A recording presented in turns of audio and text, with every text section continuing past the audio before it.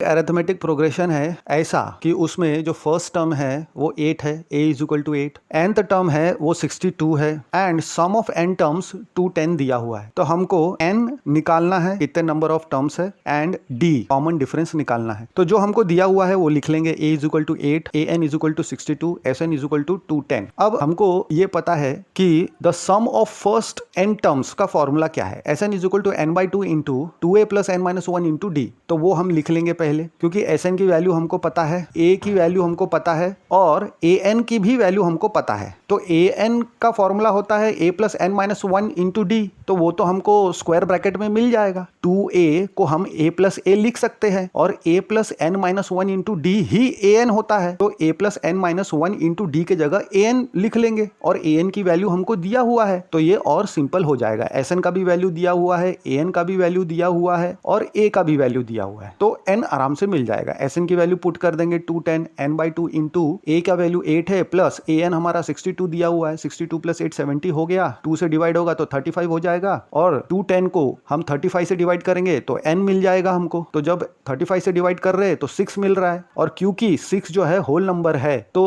ये number of terms हमारे दिए हुए AP में 6 ही है। अब nth टर्म निकालना है, an is equal to a plus n-1 into D का फॉर्मूला हम इस्तेमाल करके nth टर्म निकाल सकते हैं। तो an तो हमारा 62 पहले से ही गिवन है, a की वैल्यू पहले से ही गिवन है 8 है एंड n अभी निकाला हमने 6, तो 6 माइनस 1 5 हो जाएगा, तो 62 में 8 उस तरफ जाएगा तो माइनस हो जाएगा, तो 54 बचेगा और d is equal to 54 divide by 5 करेंगे तो जो नंबर ऑफ टर्म्स है वो हमको 6 मिल गया, कॉमन डिफरेंस है 54/5।